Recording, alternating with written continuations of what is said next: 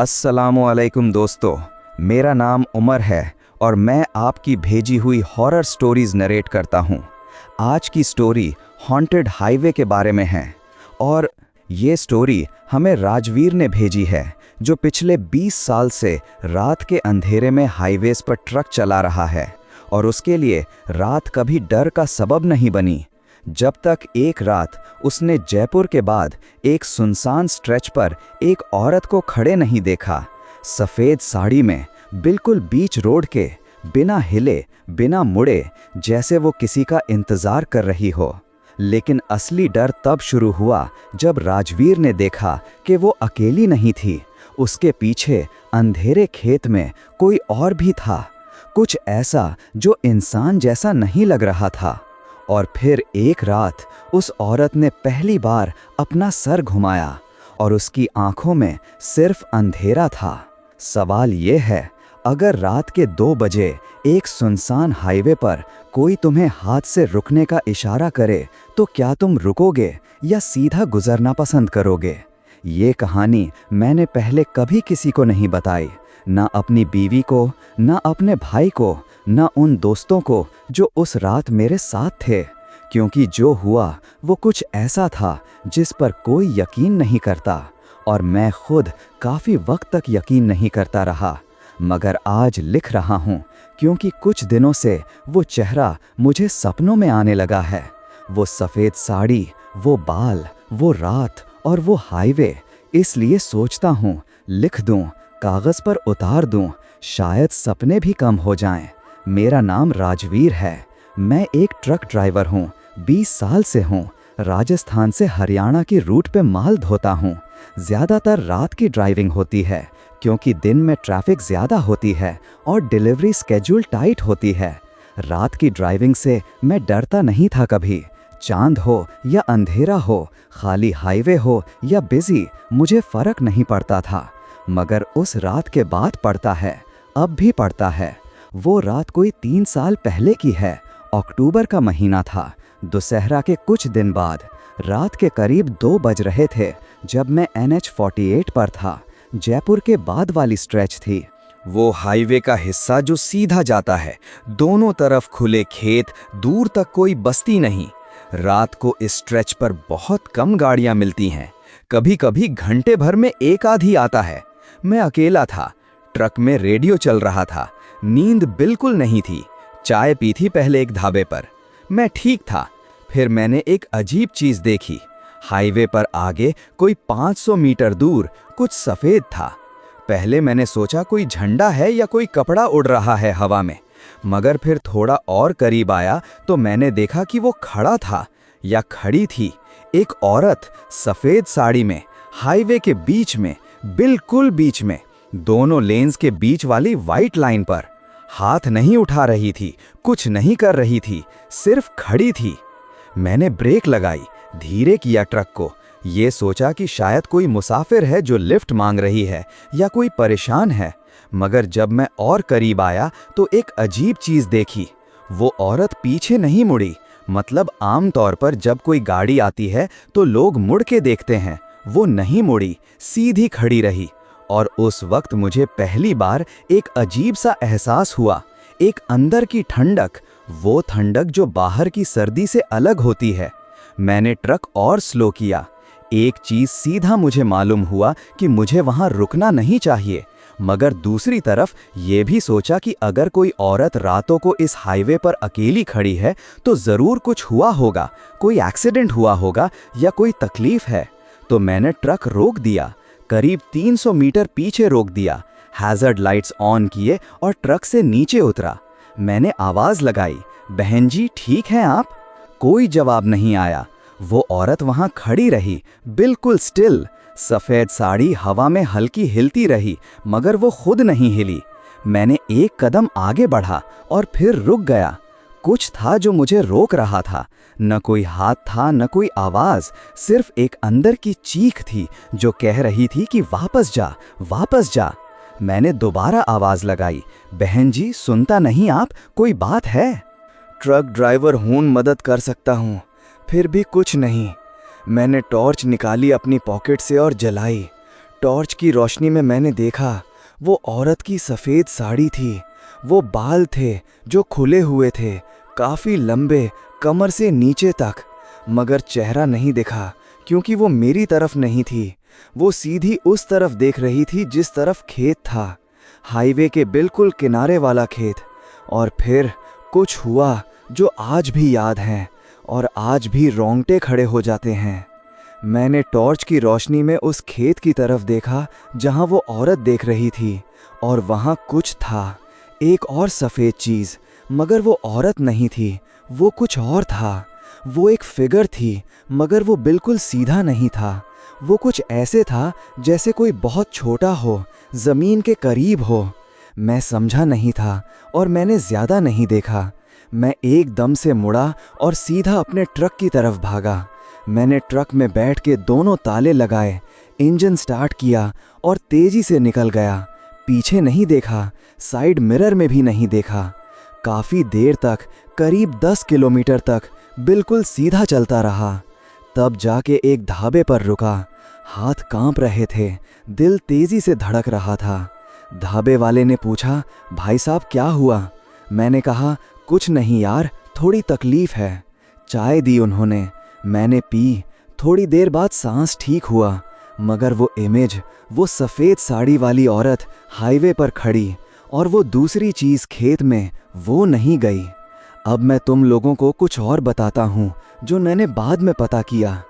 कुछ हफ्ते बाद मेरी उसी रूट पर फिर वही ट्रिप थी और मैंने उस ढाबे पर रुक के ढाबे वाले से पूछा, यार उस स्ट्रेच पर कोई हादसा हुआ है कभी? वो बुजुर्ग था, रामचंद्र जी। उन्होंने एक पल रुक के मुझे देखा और पूछा, क्यों पूछा? मैंने कहा, यार रात को एक बार एक औरत दिखी थी। उन्होंने हाथ उठाया और कहा, बस बस, ज़्यादा मत बता। फिर खुद बताना शुरू किया। उन्होंने कहा, यार वो स्ट्रेच बहुत पुरानी है। काफ़ी साल पहले एक हादसा हुआ था वहाँ। एक परिवार जा रहा था रात को। उनकी गाड़ी किसी रीज़न से हाईवे से नीचे खेत में घुस गई। अंदर सब थे, 3 लोग, एक आदमी, एक औरत, एक बच्चा। आदमी बाहर निकल आया, मगर औरत और बच्चा नहीं निकल सके। वो खेत में रात भर पड़े रहे। सुबह लोगों ने देखा, तब तक बहुत देर हो चुकी थी। और वो औरत, रामचंद्र जी ने कहा, वो सफ़ेद साड़ी में थी। वो नई नवेली दुल्हन थी। उसी दिन उसकी शादी हुई थी और वो रात को ही गुजर गई। मैंने सुना और कुछ नहीं बोला। चाय का कप हाथ में पकड़े रहा। रामचंद्र जी ने कहा, और भी लोग हैं जो इस स्ट्रेच पर रात को कुछ देखते हैं। कुछ कहते हैं सफ़ेद कपड़ा दिखता है, कुछ कहते हैं कोई हाथ हिलाता है। मैंने पूछा, और वो खेत में जो थी वो क्या थी? रामचंद्र जी रुक गए। उन्होंने मेरी तरफ देखा और कहा, तुमने उसे भी देखा? मैंने कहा, हाँ। उन्होंने एक लंबी सांस ली और कहा, वो बच्चा था, छोटा सा बच्चा। वो भी नहीं बचा था। वो दोनों वहीं हैं, अब भी, रोज़ रात को। और मैंने अपना कप नीचे रख दिया क्योंकि हाथ बहुत ज़्यादा कांप रहे थे। मैंने सोचा कि अब ये रूट छोड़ दूंगा, दूसरा काम ढूंढ लूंगा, मगर नौकरी था, घर था, बच्चे थे, छोड़ नहीं सका। तो फिर से वही रूट, फिर से वही रात की ड्राइविंग। मगर अब मैं उस स्ट्रेच से पहले एक ढाबे पर रुक जाता था, चाय पीता था, काफ़ी ज़्यादा रोशनी वाला ट्रक रखता था और वो स्ट्रेच जल्दी से क्रॉस कर लेता था। कई बार गया, कुछ नहीं हुआ, मगर एक रात फिर हुआ। वो अक्टूबर की ही रात थी। मुझे नहीं पता क्यों, अक्टूबर में ही होता है, मगर वो रात भी अक्टूबर की थी। और इस बार मैं अकेला नहीं था, मेरे साथ एक नया बंदा था, सुखविंदर, जो मेरा हेल्पर था, काम सीख रहा था। वो छोटा सा लड़का था, 25 साल का। उसकी पहली या दूसरी ट्रिप थी मेरे साथ। वो स्ट्रेच पे पहुंचे तो करीब रात के 2:30 बज रहे थे। मैंने अपनी स्पीड थोड़ी ज़्यादा रखी थी इस बार, जल्दी निकलना चाहता था, मगर सुखविंदर अचानक बोलने लगा, भैया रोको। मैंने कहा, क्या हुआ? उसने कहा, वो क्या है आगे? मैंने देखा और पेट बैठ गया, वहीं थी। हाईवे के बीच में वही सफ़ेद साड़ी, वही खुले बाल, वही बिल्कुल स्टिल खड़ी औरत। मैंने ब्रेक नहीं लगाई, मैंने उल्टा एक्सेलरेट किया। सुखविंदर चीख पड़ा, भैया रोको, वहाँ कोई है। मैंने कहा चुप रह, आंखें बंद कर, कुछ नहीं है। मगर सुखविंदर ने देखा था, वो सीधा उसी तरफ देख रहा था। मैंने ट्रक और तेज किया और उस जगह से गुजर गया। मगर जब हम गुजरे तो एक चीज हुई जो पहली बार नहीं हुई थी। उस औरत ने अपना सर घुमा लिया साइड की तरफ, मतलब वो मेरी तरफ मुड़ी। मैंने सिर्फ एक पल के लिए साइड मिरर में देखा और वो चेहरा था मगर बिल्कुल सफ़ेद, कोई रंग नहीं, कोई एक्सप्रेशन नहीं, सिर्फ सफ़ेद। और आंखें, काली आंखें, पूरी काली, कोई सफ़ेदी नहीं, सिर्फ काला। मैंने मिरर से नज़र हटाई और सीधा देखा और गाड़ी चलाता रहा। सुखविंदर कांप रहा था, मैं भी कांप रहा था, मगर मैंने दिखाया नहीं। कुछ देर बाद सुखविंदर ने पूछा, भैया क्या था वो? मैंने कहा कुछ नहीं था यार, अक्सर रात को आंखें धोखा देती हैं। उसने कहा नहीं भैया वो था। मैंने कहा यार सो जा, थक गया होगा। उसने कुछ नहीं कहा, मगर मैंने देखा कि वो रात भर सो नहीं पाया। और अगली सुबह डिलीवरी के बाद सुखविंदर ने मुझसे कहा, भैया मैं ये काम नहीं करता। मैंने पूछा क्यों? उसने सिर्फ इतना कहा कि रात की ड्राइविंग मुझसे नहीं होगी, और वो चला गया। मैंने उसे नहीं रोका, समझ गया, मगर मेरी अपनी जिंदगी में काम था। मैं रुका रहा और फिर तीसरी बार हुआ। इस तीसरी बार की बात मैंने किसी को कभी नहीं बताई, आज पहली बार लिख रहा हूँ। वो अक्टूबर नहीं था इस बार, वो फरवरी का महीना था। और मैं बार बार सोचता हूँ कि फरवरी में क्यों हुआ? क्या वो सिर्फ अक्टूबर में नहीं होती या कुछ और था? वो रात बहुत ठंडी थी, फॉग बहुत था, हाईवे पर विजिबिलिटी कम थी, मैंने स्पीड कम रखी थी। वो स्ट्रेच आई, मैंने स्पीड और कम की, जल्दी क्रॉस करना चाहता था, मगर फॉग की वजह से ज़्यादा तेज़ी नहीं हो सकती थी। और तब उसने ऐसा किया जो पहले कभी नहीं किया था। पहले वो सिर्फ खड़ी रहती थी, इस बार वो चल रही थी, सीधा मेरी गाड़ी की तरफ। धीरे धीरे, वो सफ़ेद साड़ी, वो खुले बाल, वो सफ़ेद चेहरा, वो काली आंखें, सीधा मेरे ट्रक की तरफ आ रही थी। मैंने ब्रेक लगाई, ट्रक रुका। वो चलती रही, करीब आती रही। मैंने हॉर्न बजाया, वो नहीं रुकी। मैंने हज़ार्ड लाइट्स ऑन की, वो नहीं रुकी। वो और करीब आई। अब वो करीब 20 मीटर दूर थी, और तब उसने कुछ किया जो मैंने पहले नहीं देखा था। उसने अपना हाथ उठाया, सीधा हाथ उठाया मेरी तरफ। एक उंगली, सिर्फ एक उंगली उठाई और मेरी तरफ इशारा किया, जैसे बुला रही हो, जैसे कह रही हो कि आ मेरे पास आ। मैंने एकदम से इंजन स्टार्ट किया और ट्रक रिवर्स किया, सीधा पीछे ले गया, दूर किया खुद को।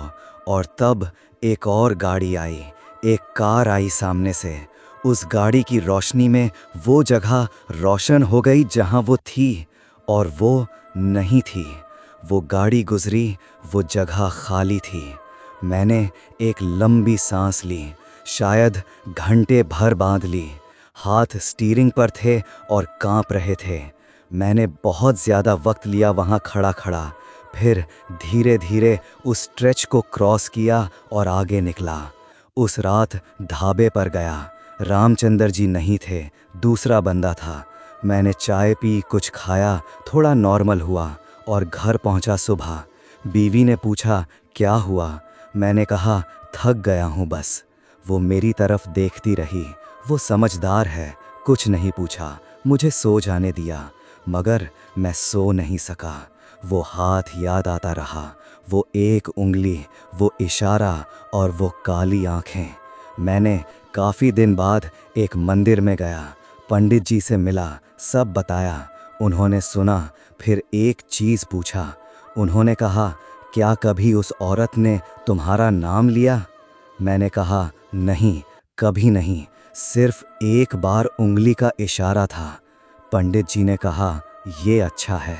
उन्होंने कहा, जब तक नाम ना ले तब तक कुछ ज़्यादा नहीं होता, मगर एक काम करो, उस स्ट्रेच पर रात को मत जाओ। मैंने कहा, नौकरी है? उन्होंने कहा, तो दिन। मैं जाऊं या रूट बदलूं? मैंने रूट बदला, 1 महीने के लिए दूसरा रूट लिया, मगर फिर वही रूट आई, कोई और ऑप्शन नहीं था। रात को उस स्ट्रेच पर गया, मगर इस बार पंडित जी ने एक काला धागा दिया था हाथ में और एक चीज़ कही थी। उन्होंने कहा, अगर वो दिखे तो सीधा देखो, डर मत, रुको मत, सीधा चलते रहो। मैंने वैसा ही किया। उस स्ट्रेच पर वो नहीं मिली, काफ़ी बार गई, नहीं मिली, और फिर एक रात मिली। वही जगह, वही सफ़ेद साड़ी, वही खड़े रहना। इस बार मैंने ब्रेक नहीं लगाई, स्पीड एक सी रखी, सीधा देखा उस तरफ। हाँ, मैंने देखा, और वो भी मेरी तरफ देख रही थी। वो काली आंखें मेरी तरफ थीं और मैं सीधा चलाता रहा। एक पल के लिए, सिर्फ एक पल के लिए मुझे एक आवाज़ आई। वो आवाज़ गाड़ी में नहीं थी, वो बाहर से नहीं थी, वो अंदर से थी, मेरे अंदर से। एक औरत की आवाज़, बहुत धीमी, कुछ ऐसे जैसे बहुत दूर से कोई बोल रहा हो। और वो आवाज़ ने कुछ नहीं कहा, सिर्फ एक लफ्ज़ था, सिर्फ एक, रुको। मैंने नहीं रुका, मैं सीधा चला गया, और वो रात के बाद मैंने उसे फिर नहीं देखा। 3 साल हो गए, काफ़ी बार उस स्ट्रेच से गया, रात को भी गया, दिन को भी गया, वो नहीं मिली।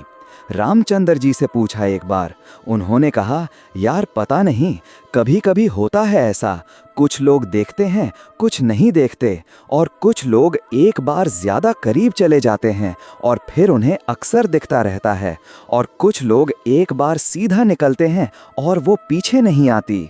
मैं सोचता हूँ मैं उस दूसरे किस्म में था, मगर मैं सोचता हूँ वो आवाज़ भी, वो रुको वाली आवाज़, मैं नहीं जानता वो क्या थी।